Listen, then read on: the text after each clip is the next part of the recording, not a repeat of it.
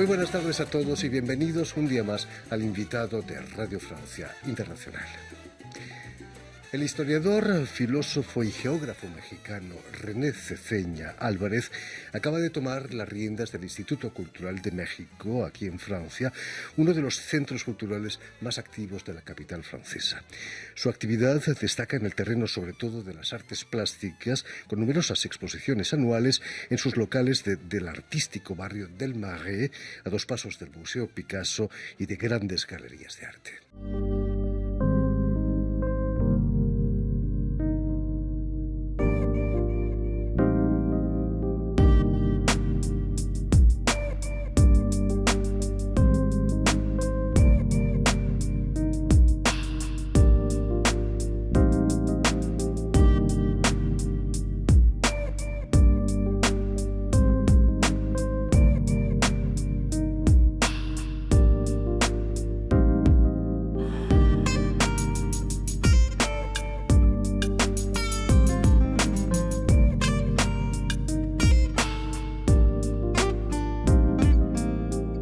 Precisamente para hablarnos de su trayectoria como investigador y de su nuevo cargo como director del Instituto Cultural de México aquí en Francia, René Ceseña Álvarez ha sido tan amable de venir hasta nuestros estudios. Muy buenas tardes, René. Muchas gracias por la invitación, muy contento de estar por aquí. El placer es nuestro de recibirte aquí en nuestros estudios. Permíteme que explique antes que nada que has nacido en la ciudad mexicana de Culiacán en 1965, si no me equivoco, y que vas a realizar una triple licenciatura en Geografía, Filosofía y Letras Clásicas, además de una maestría en Historia de México. Y que además eres doctor en Historia y Civilización por la Sorbona de París. Tu relación con Francia viene de lejos, ¿no? Imagino, llamarse René marca una vida, ¿no? Como decimos. Pues sí, yo creo que fue un factor importante de acercamiento y curiosidad por Francia desde que yo era pequeño, aunque es un poco un azar.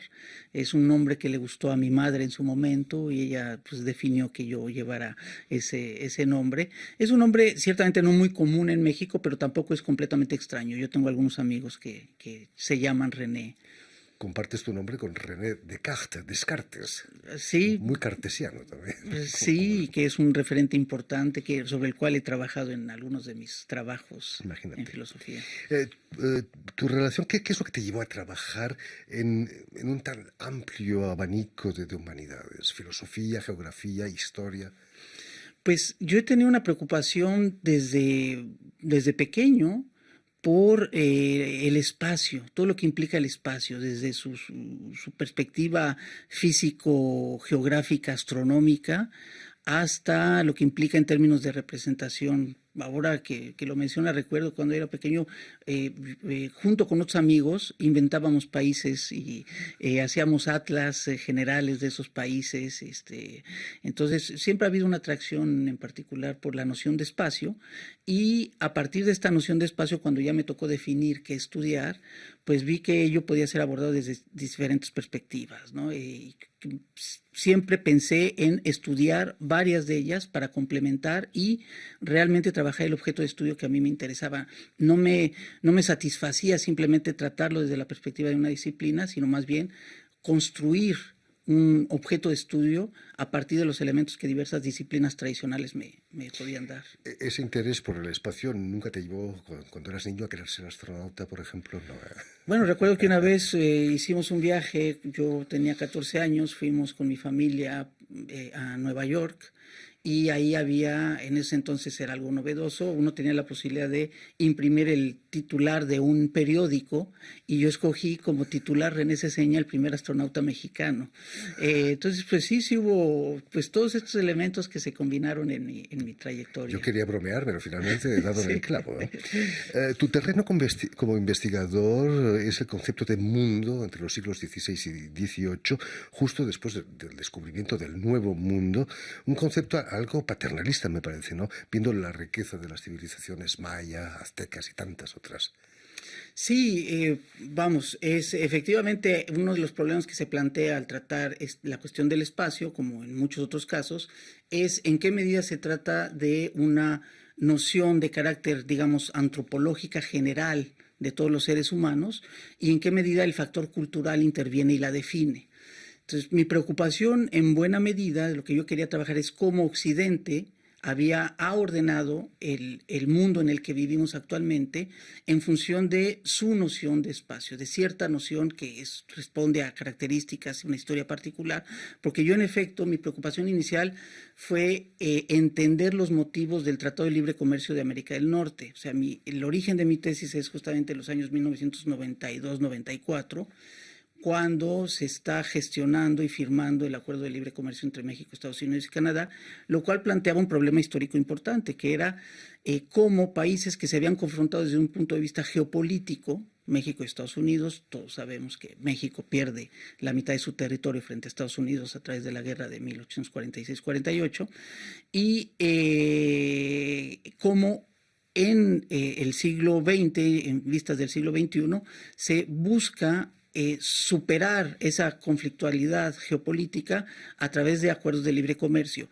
Y lo que veía justamente es que abajo de esa noción de libre comercio se encontraba una noción de apropiación del espacio, una manera de entender el espacio, pero que había que abordarla históricamente, ver de dónde surgía. Entonces de ahí empieza esta idea de estudiar. Algo parecido apareció en Europa con la construcción europea, ¿no? Después de tantas guerras el siglo pasado conseguimos una Unión Europea, ¿no? Sí, o sea, pues el espacio es la forma de apropiación que tenemos de la realidad de manera cotidiana.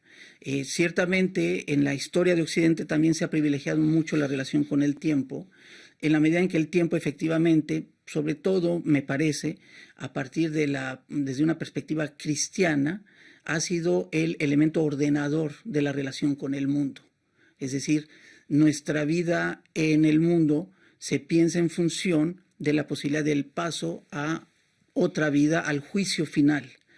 Y lo cual viene a contravenir la forma en que las culturas anteriores se relacionaban con el mundo, que era una relación fundamentalmente espacial.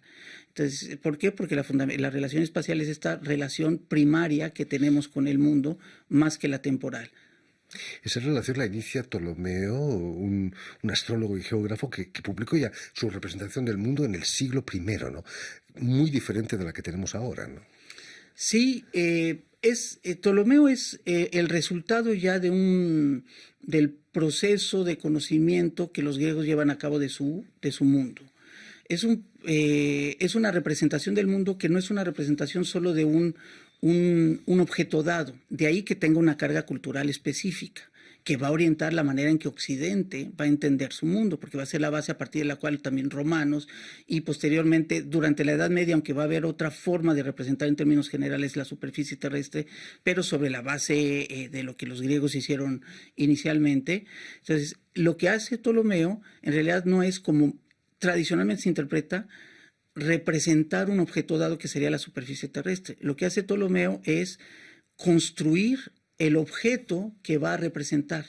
Decir lo primero que hace en su geografía es decir, el objeto que me interesa representar es la ecúmene, que es el objeto jurídicamente apropiado que se conoce por parte del mundo helenístico, grecorromano, y entonces a partir de la construcción de ese objeto establece los elementos que permiten su representación. Entonces ahí se ve efectivamente cómo hay una orientación cultural y no es simplemente una representación de algo dado. Y qué sorpresa cuando uno se da cuenta de que el mundo no se acaba en Finisterre, sino que hay otras tierras más allá, ¿no? Y que además la Tierra es redonda. Fue una sorpresa capital, imagino, ¿no? En el siglo XV. O sea, en realidad en los círculos académicos, en los círculos instruidos, desde los griegos hasta el siglo XVI-XVII, se sabía que la Tierra era esférica. El problema con Colón no es tanto la forma de la Tierra, sino el tamaño de la Tierra. Colón se equivocaba, o sea, quienes le negaban la posibilidad de hacer su viaje tenían razón, porque la Tierra era mucho más grande que lo que Colón imaginaba, y entonces descartaban la posibilidad de hacer un viaje con la tecnología de la época desde Finisterre, desde los límites europeos, desde las columnas de Heracles, hasta el Asia, China, Catay. Colón tuvo la suerte de encontrarnos a nosotros en medio, y entonces su viaje fue en ese sentido un éxito, pero si no, efectivamente no era posible. y vamos, todo el mundo, la discusión no era tanto la esfericidad de la Tierra, sino la posibilidad de su viaje. Y gracias a él tuvo lugar el encontronazo, ¿no? Sí, Fue un encontronazo realmente. sí, es un proceso, a mí me gusta el término que retoma un historiador, aunque no necesariamente por las mismas razones que yo lo retomaría, un historiador mexicano muy importante, Edmundo O'Gorman, en un libro que se llama La invención de América. O'Gorman lo que plantea es que es necesario entender cuál fue el proceso a partir del cual Europa crea en su conciencia la existencia de otro continente, y a ese proceso le llama invención. Ahora, el término invención es el término que ya utiliza Martin Waldseemüller en su texto de la Introducción a la Cosmografía de 1507, en el cual él bautiza a América como ese nuevo continente, porque él se basa en los relatos que Amerigo Vespucci hace de sus viajes hacia el sur del continente y dice, esto es un continente nuevo. Y en ese texto, Waldseemüller dice, porque es una figura retórica, es un proceso de invención, porque invención en términos retóricos quiere decir encontrar los elementos que permiten argumentar una causa. Entonces, es lo que sucede para la conciencia europea. Ciertamente, no solo interviene Europa en el proceso, sino que están las culturas, lo cual fue el gran shock para las culturas, para Europa, fue encontrar civilizaciones tan avanzadas en zonas donde no deberían existirlas, porque se encuentran en lo que los europeos entendían como la zona tórrida, es decir, zonas cuyas características climáticas no permitían un desarrollo óptimo, ni moral, ni natural, de los habitantes. Entonces implicaban deformaciones, y si uno ve mapas medievales, por ejemplo, en África, se ve con hombres que están deformados, tanto física como moralmente. Entonces, el encontrar los dos principales centros civilizatorios en América, justamente en la zona tórrida, va a ser el elemento que va a conmocionar a Europa. Una sorpresa realmente. Vas a defender tu tesis doctoral en el 2003 aquí en París. Es cierto que el codirector de esa tesis fue el filósofo Jacques Derrida. No intentó que deconstruyera tu tesis, ¿no? No, sí fue una oportunidad muy rica para mí, una experiencia muy rica el poder efectivamente discutir de mis temas con Jacques Derrida. Inicialmente yo lo había contactado para ver si él podía ser el director de mi tesis, pero él ya estaba jubilado.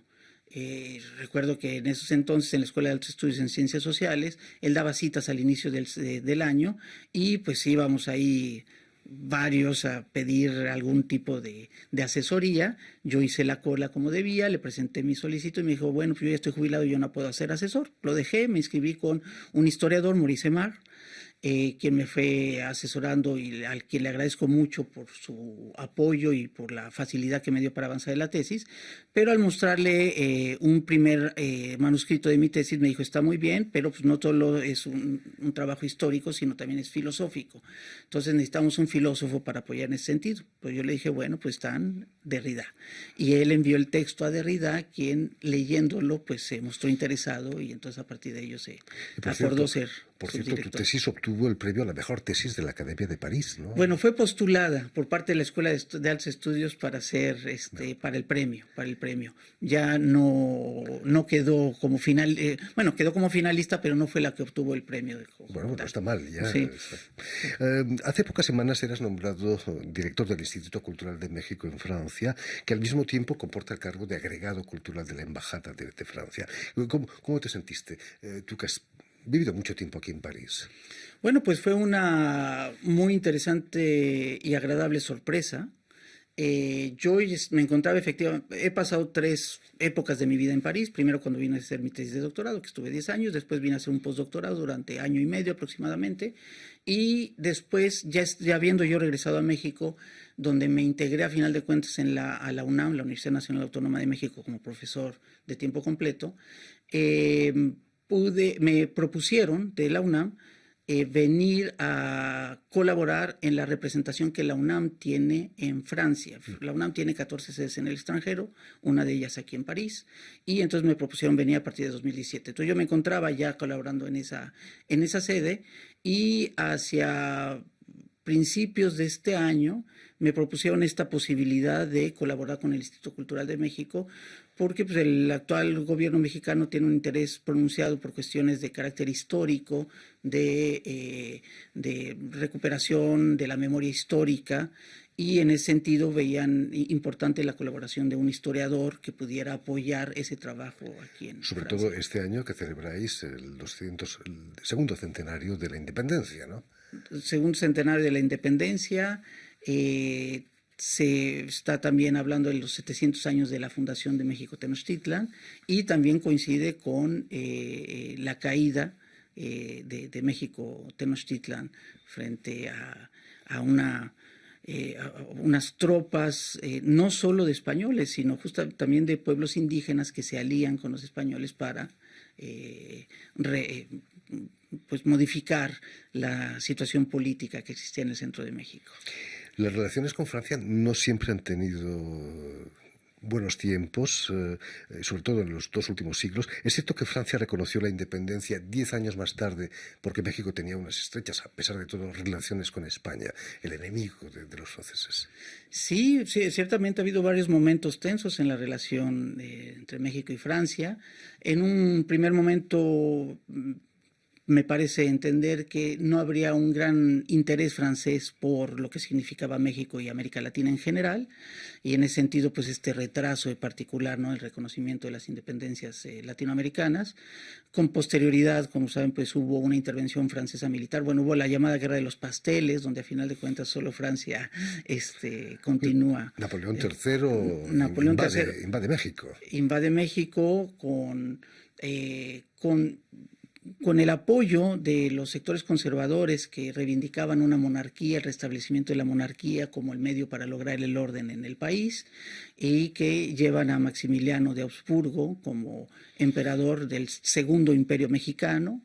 Había habido un primero con Agustín Iturbide tras la independencia, que fue efímero, de un año y fracción. Bueno, ha habido esos momentos. Ha habido otros momentos de cercanía, a la cultura y al conocimiento, a lo que significa Francia en producción de conocimiento, desde finales del siglo XIX. Y después también ha habido algunos desencuentros de tipo diplomático, pero la relación que se ha establecido fundamentalmente a partir de finales del siglo XIX, principios del siglo XX, hay un interés mutuo muy importante, sobre todo a nivel cultural, aunque no exclusivamente. A nivel de intercambio académico hay una gran dinámica. Yo lo puedo constatar ahora que estuve acá en la sede de la UNAM en Francia, esto pues se refuerza actualmente, que hay excelentes relaciones entre ambos países. Como en todas las familias, hay días buenos y días malos. Imagino que ejercer el cargo que vas a ejercer, que estás ejerciendo en esta época de pandemia, no es nada fácil, ¿no? No ha sido fácil, porque efectivamente es una labor de difusión que implica público, actividades presenciales. Ciertamente la posibilidad de hacer actividades a distancia es algo que ha ayudado a contrarrestar los efectos de la pandemia, pero nunca sustituye la presencia. Yo que me dedico a la noción de espacio y a la cuestión de la corporeidad y la presencia, podría citar varios ejemplos de lo que significa el contacto, porque lo que significa a final de cuentas es el acontecimiento. Sin contacto presencial no hay acontecimiento. Y estamos actualmente en una época de desvanecimiento del acontecimiento en ese sentido, me parece. Siendo optimistas, quizás en septiembre, la próxima temporada, todo va a volver a una cierta normalidad, ¿no? Esperemos que sí. En todo caso, haremos todo lo que sea necesario para tener el mayor número de actividades presenciales. Ya estamos en actividades presenciales actualmente. Hay una exposición. Los artistas que participan en esta exposición vinieron incluso ya a este programa a presentar, Avelina y Alejandro Fuentes.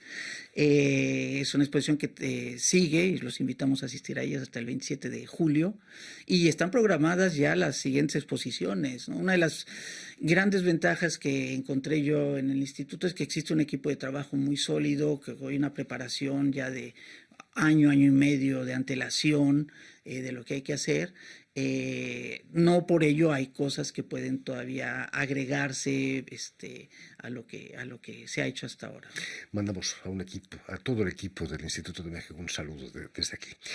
Muchísimas gracias, René Ceseña Álvarez, por haber estado aquí con nosotros. Permíteme también que dé las gracias a Vanessa Loiseau y a Julien Leng, quienes se han ocupado hoy de la realización del programa, y enviar también un saludo muy especial a nuestros telespectadores, porque también los tenemos, que nos siguen en toda América Latina, en México naturalmente, gracias a una cadena internacional que se llama UCL, Unión Continental Latinoamérica, que emite desde Montevideo, ahí en Uruguay.